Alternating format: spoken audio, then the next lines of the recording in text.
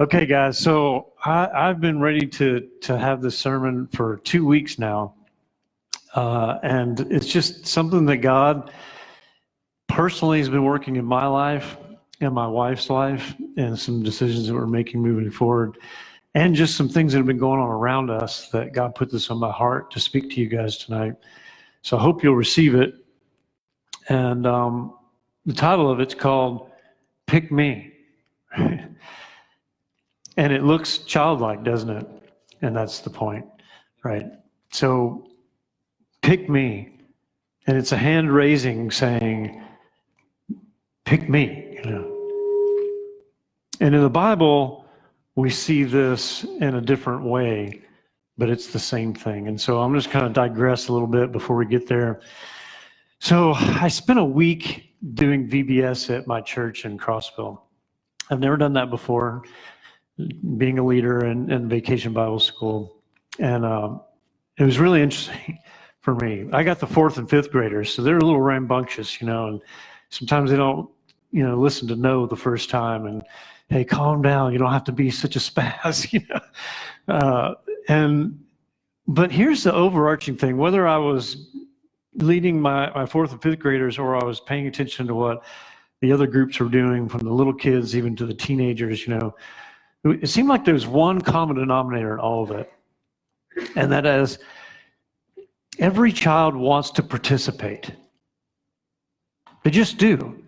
It doesn't matter whether it's dancing, playing games, singing, or just answering a question. They just want to be picked, right? They want to be part of something. And it's this childlike behavior that is a willingness to find belonging, purpose, and value in life. As a child, you're surrounded by your family, your parents, right? When you get outside of that, immediately the human, even at a small age, is learning how to react to other people, to be accepted, right? To find that same kind of love to have in their home with other people. And God made us that way. And what I want to explore tonight is the way God's people responded to him when he called upon them by either their name or calling anyone who would just respond. And this response that he expected was very specific, and it was repeated more than 178 times in the Old Testament and many times in the New. Let's look at some of these verses. Genesis 22:11 says, "But the angel of the Lord called to him from heaven and said, 'Abraham, Abraham.' And he said, 'Here I am.'" In Genesis 31:11 it says, "Then the angel of God said to me in a dream, 'Jacob, Jacob.' And I said, 'Here I am.'" This "here I am" is mentioned 178 times in the Old Testament. Each time the words "here I am" is used, however, in this manner, it signifies a turning point, a potential life-changing moment requiring decision, requiring action and resolution. And when the words are used, this person speaking is actually saying, "I hear you. I understand what you're asking, and I'm willing to do it. And although it's hard, I know it's important that I act." So it's not just a, "Hey, y'all, here I am." It's a decision. In fact, the Hebrew word for this is a word called hanini. Hanini. I think I got that right. I listened to the voice recording of it, so I mean hanini. The point I really want to make here is how simple a response it is. It's almost reactionary to the one who is responding in this way because of something that they believe in. It's not just a, "Hey, here I am over here in case you're looking for me." No, it's a response that is based on a faith that says, "I'm willing to do whatever it is. I'm just glad you're calling on me, and I'm there. I'm ready." There's not a question in the response of, "Hey, I want to find out what you're talking about before I really do anything." It's no whatever. Right? Hear me out. This is a sense of play. And isn't it nonsense or ridiculous in its sincerity? Its only goal is to be filled with joy and action of saying yes, right? And so I'm asking you to understand something, and this is why the word Hineni in Hebrew, like many other words that are translated in the Greek and then into the English, it doesn't mean the same as here I am. Right? It has a deeper meaning to it that can't really be translated from the word Hineni into here I am, but that's what we get. And what I'm trying to impress upon you is this: the meaning of here I am actually goes much deeper into not only taking it in its sincerity, in saying, yes, whatever, I'm committed, I'll do it. It's a decision I want to make, whatever, I don't care. But it's also this joy that comes about a person like a child in a sense of play that says, man, I'm just so happy I got picked. Right? You called me? What? Are you sure, man? What? Well, not only whatever it is, but let's do this thing. Whatever it is, it's going to be fun. Even though it might bring pain, it's the sense of joy that goes beyond the circumstance. Amen. Because the calling out and the source of the calling out is a trustworthy call that says, I'm not going to manipulate you, I'm not going to hurt you, I'm not going to victimize you. You can trust me, I'm going to care for you. Now, I know that's hard to truly grasp because all we have is each other, and we don't get that consistently, right? I mean, let's just be honest. There's some people in our life that we can trust, but even them, we know we're all human, and then we can all be let down. And that's why the Bible tells us, don't put your trust in people, put your trust in God.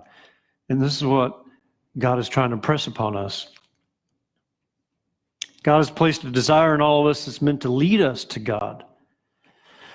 But somewhere in adolescence, we learn how to lie. We learn how to manipulate. We learn how to get what we want. It's this selfish, inward type thinking that all it takes as a child and growing up, and sometimes it happens earlier for some people than it does others. It depends on the family environment you're in and the culture you're in, but it all happens. We go from this infant, childlike trust to manipulating, selfish, I'm going to get what I want. And I learn mechanisms within that to actually achieve my goals. But it's all a false pretense. There's no sincerity anymore. And what happens after that, man, we start wearing masks and we hide. And there's a self-awareness of shame, and the childlike innocence is gone. It's gone. And then what are we left with? Man, we're left with a future that is what we can make out of it, right? It's all dependent on everything around us and what we're controlling and how we can force it to happen. And somewhere in the middle of all that, we don't even realize what we want anymore. We're just so busy trying to achieve it. And so a lot of times we actually receive it and we're like, oh, this is not what I really wanted. It's this behavior of ambition and strife. There's one place in the Bible where we do see full adults acting in this childlike innocence, and it's in the garden with Adam and Eve. Man, they were naked and unashamed, and they had a relationship with God, and they trusted Him. I mean, when He talked to them and they talked to them, there was no hiding, there was no thing. Everything was perfect until they sinned. And what was the first thing they did? They hid. And they covered themselves. They instantly knew their own shame. They instantly knew their own lie, their own manipulation, their distrust in everything that they had before. It was all ruined. And when God came into the garden looking for them, it wasn't, hey, Adam, and He was like, here I am. No, He was hiding in the bushes, right? That response was no longer there. In Matthew 18:3-4, it says, and it said, truly I tell you, unless you change and become like little children, you will never enter the kingdom of heaven. Whoever then humbles himself as this child, he is the greatest in the kingdom of heaven. And this is Jesus who spoke these words, right? So fast forward into the New Testament, Jesus is referring back to these 178 times in the Old Testament where Jesus called upon his people in a childlike way. They said, here I am. And that word hineni, meaning, man, whatever it is, I'm doing it. This is an important moment in my life, and you've called upon me, and I totally trust you. It doesn't matter what direction you send me in, I'm there.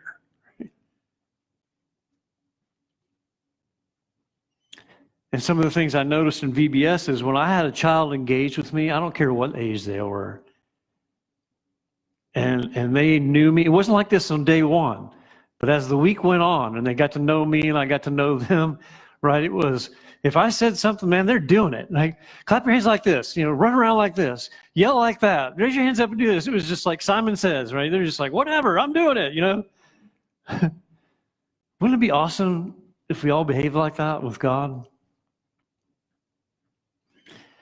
No more time for play. It's time to work, be responsible, and depressed about a bleak future. Now dreams meet reality and expectations are crushed. Welcome to adult life. Right? Add some kids in there and a hard job and, can't make ends meet and you're just frustrated. No more childlike innocence, no more sense of play. Man, my wife and I, we love it when we hang out with our grandchildren. I have a grandson who's 9 now, but God bless him. He still acts like a little boy.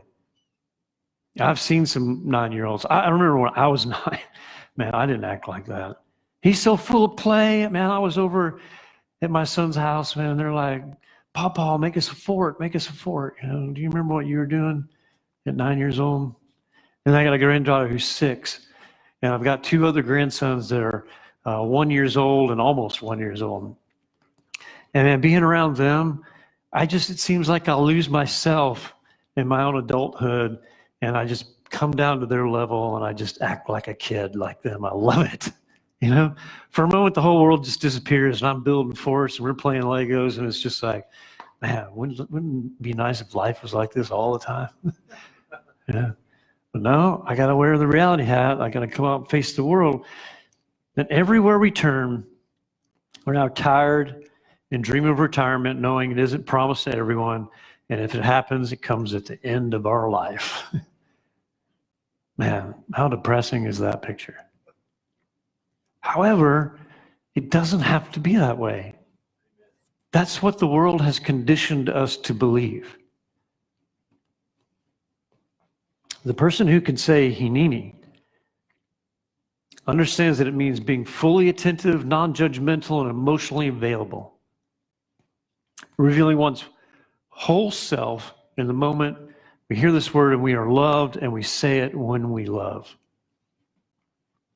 It's almost like I just want to go around and start saying hineni all the time now, And people are like, what are you saying? Let me tell you what that word means.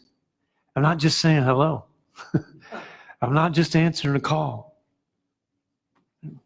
This is what God says to us and what he expects us to say back to him. When it is absent, we are miserable. When we can't connect like this with each other, we can't feel the sense of belonging, when we don't have a sense of play in life anymore, we're frustrated and tired.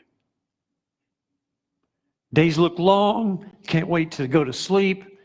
Start again the next day. When God called upon those who trusted in him, they always responded the same way. Let's look at 2 more verses. So we talked about how Abraham responded, and we talked about how Jacob responded. Exodus 3:4, God called him out of the bush, Moses, Moses. And he said, here I am. In 1 Samuel 3:4, then the Lord called Samuel, and he said, here I am. He said, hineni. So we see the willingness of the child and we see the willingness of the believer, and we can ask, how can I find that? Because it seems like an oxymoron in our life that I can act like a child, but I still have to be mature. Well, I'm glad you asked, because we're going to talk about that. without fear of betrayal, without fear of what others think or fear of being left out, there is a way to live like a child in the presence of God, yet still have the discerning maturity in ourselves because we still live on a battlefield. Listen to what God's word says about being children and the maturity in our faith. They seem contradictory, but they are not. What the scriptures are actually talking about is two different ways we live with God and how we survive in the world. So Ephesians 4:11 through 14 says, and he gave some as apostles and some as prophets and some as evangelists and some as pastors and teachers for the equipping of the saints, for the work of the service to the building up of the body of Christ, until we all attain the unity of the faith and the knowledge of the Son of God, to a mature man, to the measure of the stature which belongs to the fullness of Christ. As a result, we are no longer to be children, tossed here and there by waves and carried about by every wind of doctrine, by the trickery of men, by craftiness and deceitful scheming. So he talks about this maturity, right? And why is he talking about maturity? Listen, again, he's saying, so that we're not tossed about with every wind of doctrine. So we're not being fooled by people's schemes and the trickery of men. And in 1 Corinthians 14:20 says, brethren, do not be like children in your thinking, yet in evil be infants. But in your thinking be mature. So listen to what this one verse says. This is the bridge now of what he's saying about being mature and being a child. In fact, he stretches the thing into brethren, meaning full adult men of God, and then infants. But listen to how these verses split in two. He says, brethren, don't be children in your thinking, right? Hineni is not about thinking. Hineni is about, man, I'm in. Whatever you got for me, I'm doing it. Like, let's go do this thing, man. I'm going to have joy doing it, and I don't care how hard it is. My answer is yes, right? And that comes from a childlike sense of belonging and sense of play and a trustworthiness that says, I won't be hurt in the middle of it, at least by the one I'm answering the call to.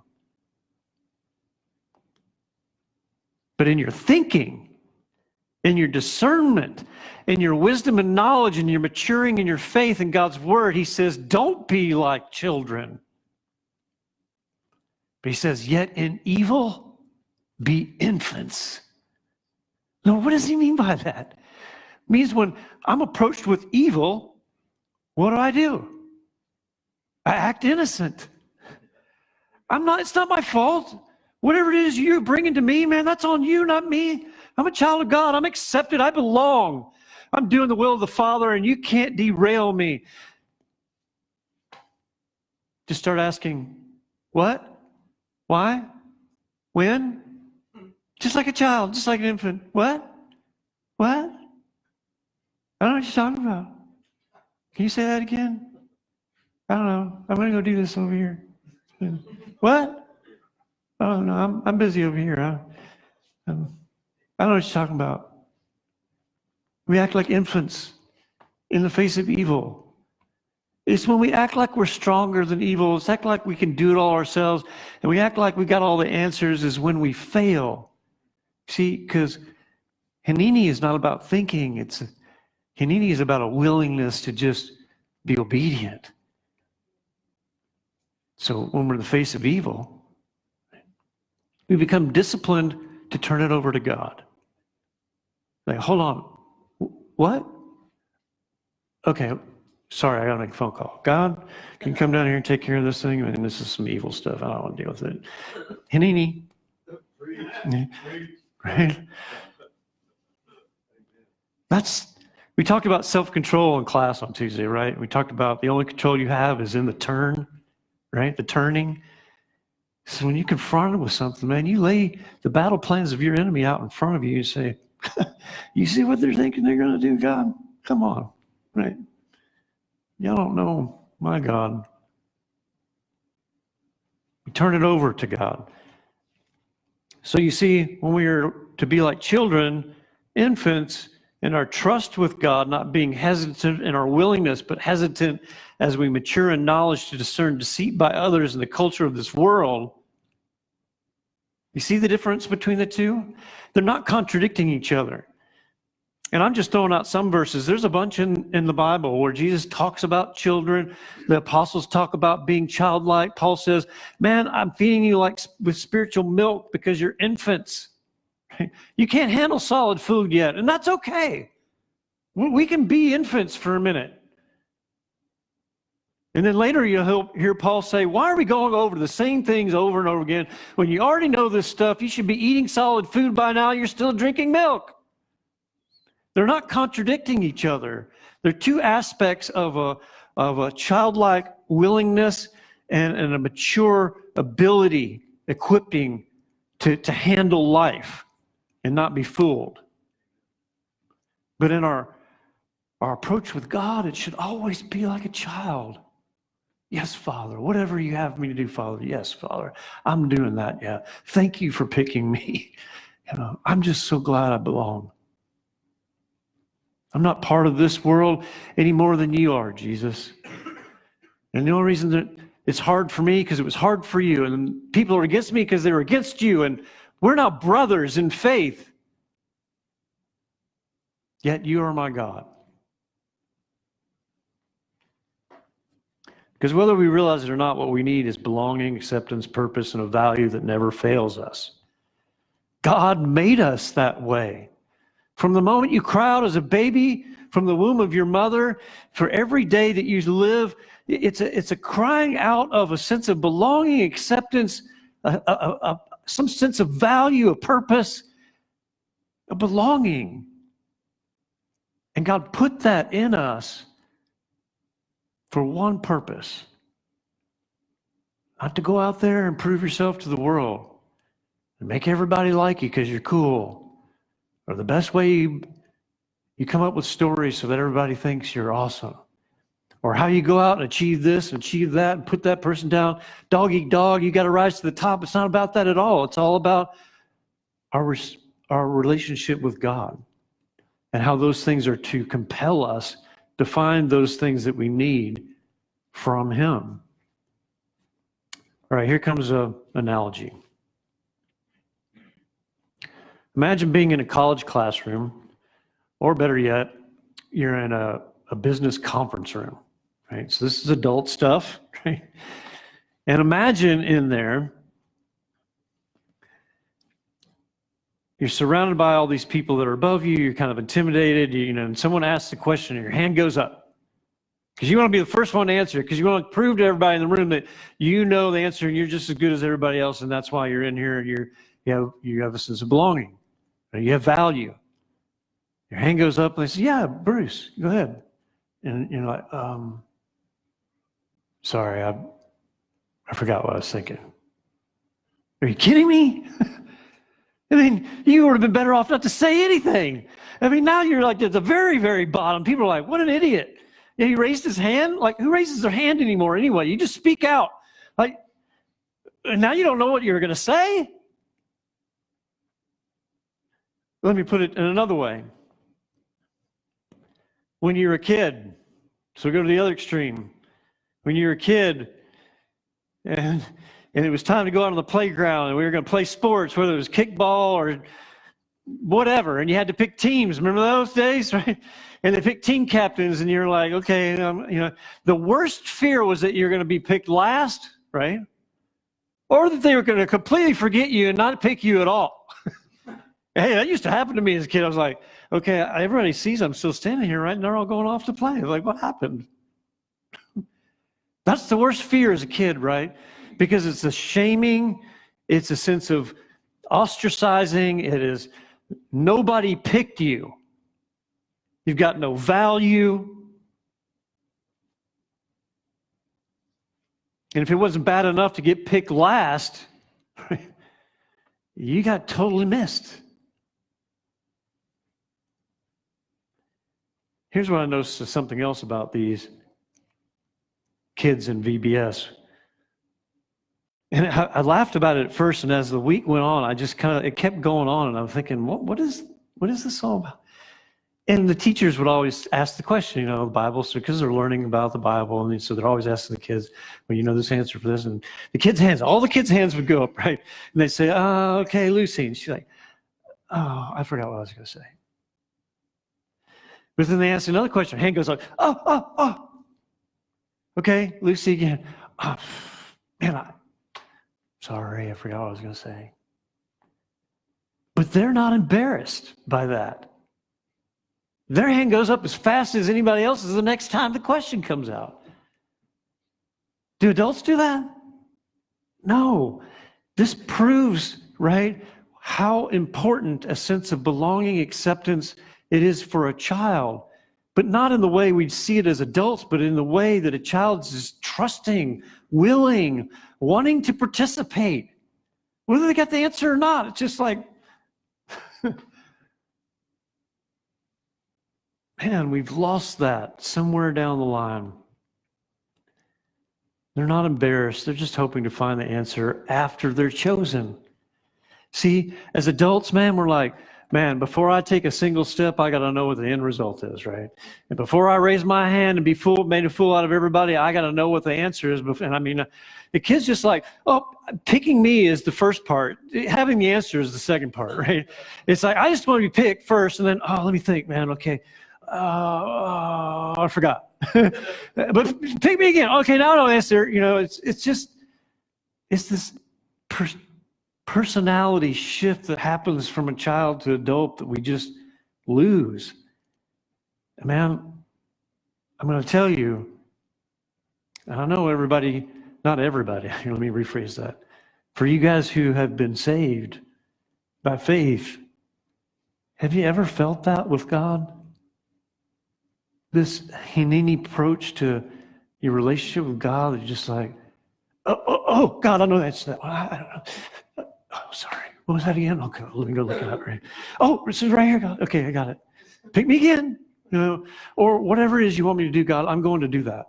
I'm not questioning it. I'm not going around to try to get answers from things. There's nothing wrong with a Christian saying, let me pray on that. Because sometimes we get caught out of left field a question, or somebody's asking us to do something, and it's not a direct intervention from God saying, Bruce. I'm like, yeah. No, it's good to ask God, confer with God about it, right? But when you get the calling, man, I can't tell you how many times I talk to people sometimes, they're like, well, I'm still praying on that. Really? And God hasn't given you an answer on any of it?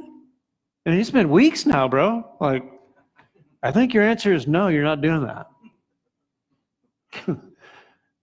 It's also alarming how many people see the answer, but yet that's not the answer they want, so they keep seeking some other validation from some other source until they get enough people to validate what their answer is. They don't care what the real answer is from God. They want their answer. Kids don't do that.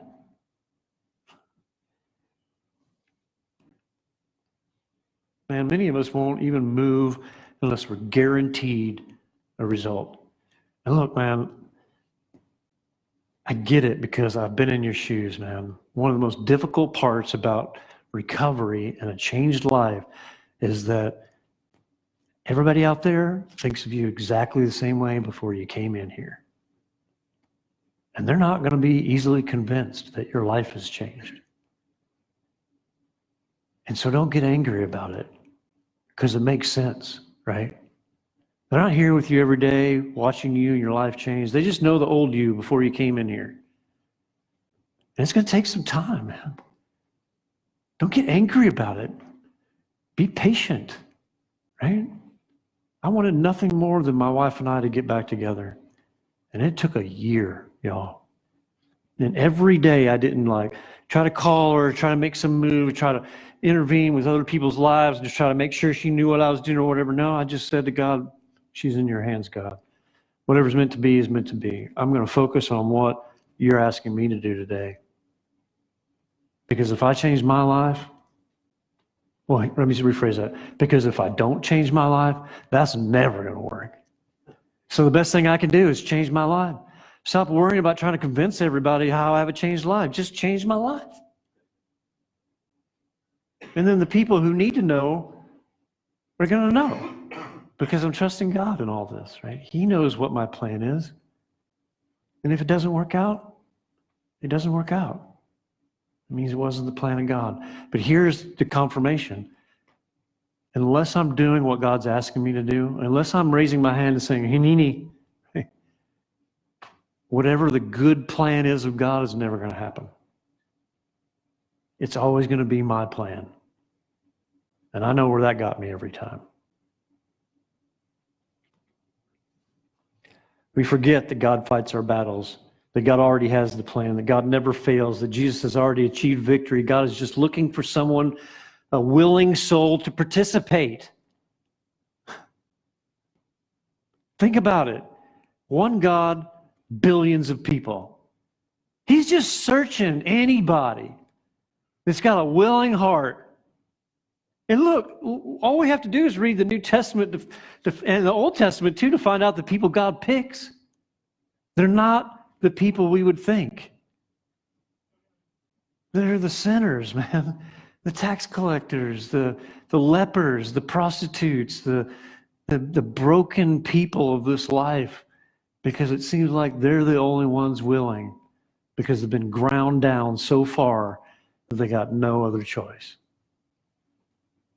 It doesn't have to be that way. Not everybody who comes and follows Christ goes down to the very bottom of the pit like I did. But the common denominator in all of it is that we all end up with this childlike willingness to say, pick me. Let me participate. I want to be involved. And God's like, man, I don't care what your resume looks like. I don't care what your pedigree is. I'm just looking for a willing soul.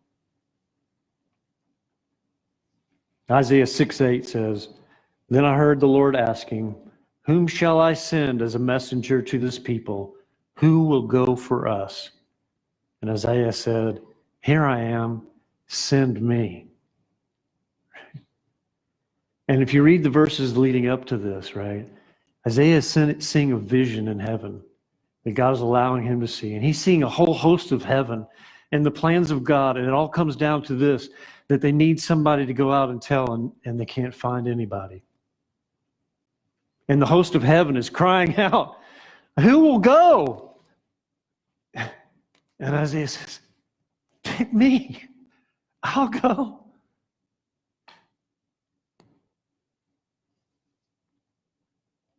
Isaiah didn't have it all figured out.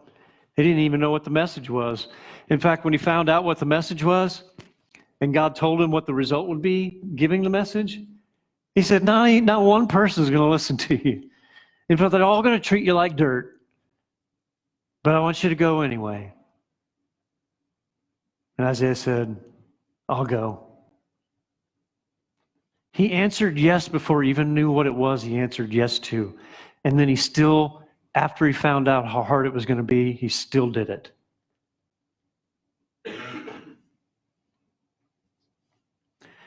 So you may ask even, why would God ask him to do that? Why would God call us to something knowing that no one's going to listen to us and we're not going to have any results, we're not going to achieve anything? Why would God ask us to do that?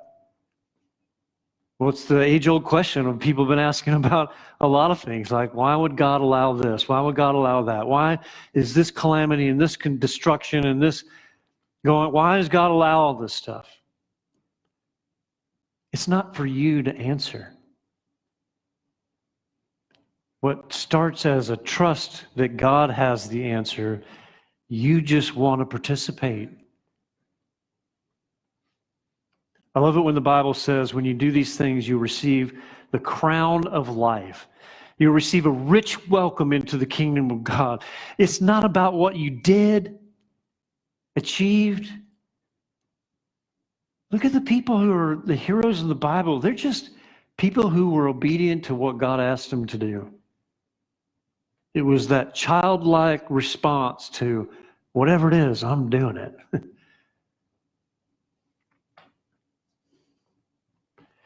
But God isn't like that. He chooses you because he loves you. He loves your willingness.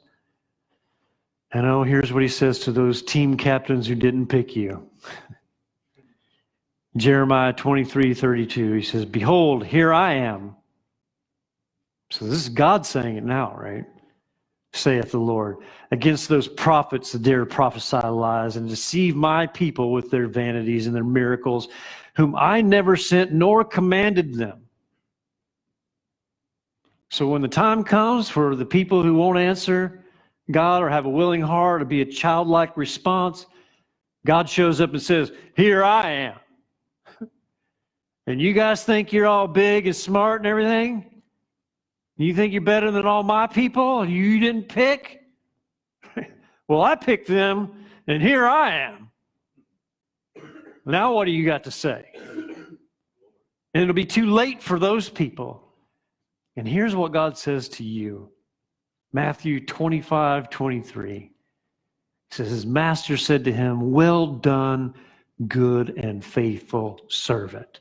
You have been faithful over a little, and I will set you over much.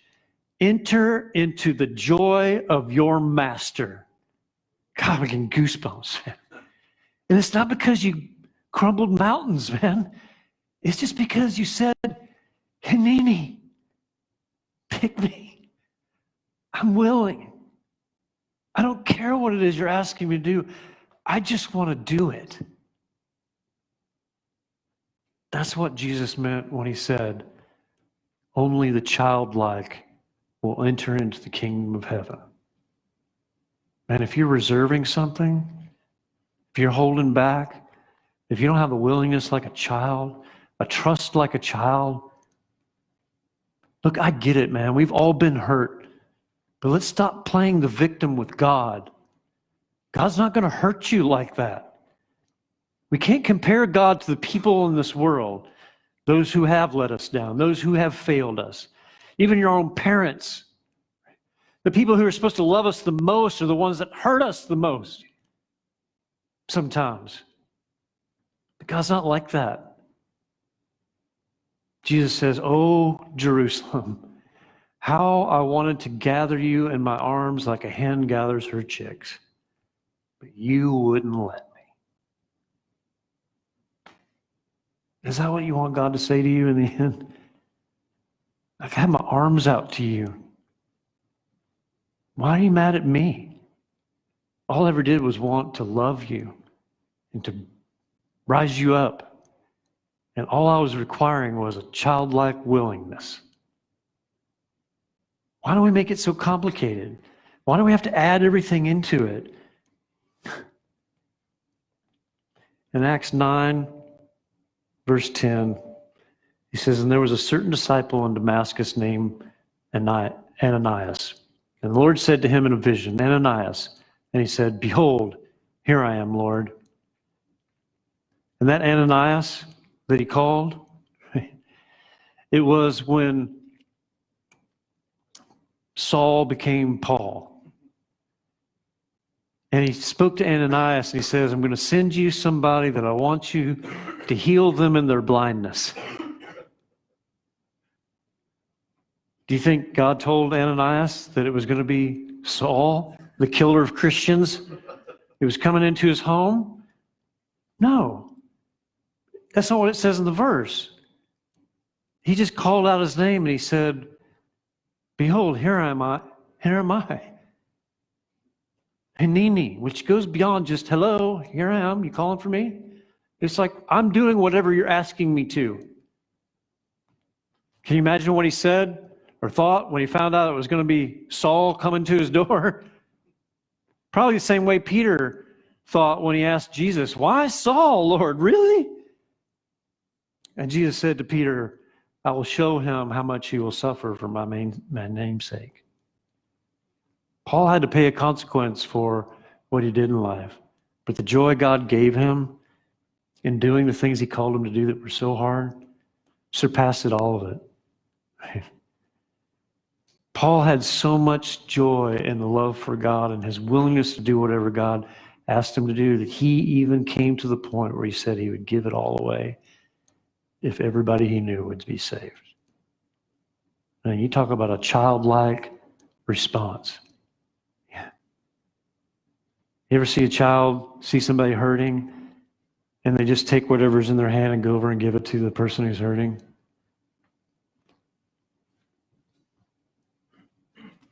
At last, we see Jesus in this reference talking with the Father. God put on flesh to walk among us and show himself and how to respond to himself. And we see this Jesus talking to the Father in Hebrews 10, 6 through 8. And Jesus says to the Father, with burnt offerings and sin offerings you are not pleased. Then I said, here am I. Here I am. It is written about me in the scroll, and I have come to do your will, my God. Even Jesus himself responded to the Father the way he asks us to. Jesus said, Hineni. Whatever it is you're calling me to do, Lord, Father, I'm going to do it. In the worst case scenario, God still has a plan that ends in greatness. The only way you can lose is not to participate. Just you raise your hand and say, pick me. In Hebrews 12:2, it says, looking to Jesus, the founder and perfecter of our faith, who is the joy that was set before him, endured the cross, despising the shame, and is seated at the right hand of the throne of God. We talk about the crucifixion of Christ and how brutal it was. He endured it because he held on to the joy of knowing he would be sitting at the right hand of the Father. What are you willing to endure to know that you will be face to face with God one day? Do you have that kind of joy facing the troubles in your life? Revelations 12:10 through 11. It says, and I heard a loud voice in heaven saying, now have come the salvation and the power and the kingdom of our God and the authority of his Christ, for the accuser of our brothers has been thrown down. He accuses them day and night before our God. They have conquered him by the blood of the Lamb and the word of their testimony. They did not love their lives so as to shy away from death. And there's something much greater waiting for us, y'all. In this life, and God's just asking you to participate. So I ask you tonight, brothers and sisters, when God calls on you, how will you respond? I want everybody to stand up right now. I want everybody to raise your hand. I want you to repeat after me. Here I am. Here I am. Here I am. Here I am. Here I am. Here I am. If you've been able to trust anyone, come into the presence of the Lord and be like a child and surrender your will to him. Let tonight be the night for salvation. 3 things I want to say. If you used to feel like you had that once with God, but life has made you callous and you've forgotten what it's like to be a child, come. Come, enter into the presence of the Lord. Find that renewed childlike presence. If you used to feel like you had that, or maybe you're telling yourself that you were never allowed to act like a child. Whatever the situation was growing up, that was robbed from you. You never had the opportunity to be a child. The maturity came fast for you. And it was all about the callousness of life and how you had to endure. Come tonight in the presence of God. Let him restore you back to that childlike, or restore you to a childlike attitude that you never once experienced. And lastly, if you've never had an immature nature to your growth and are stuck in that infant-like abuse, being hurt and tricked all the time, man, learn to grow with God. Learn to trust God. You don't have to be a victim anymore. Come to God. Confess. Lay it all down. Surrender to the Lord. It may seem like you're floating in an ocean and everything is against you, but God is for you. All he's asking for you is to be willing to participate. Don't worry about all the rest of it. God's got it all figured out. Will you come?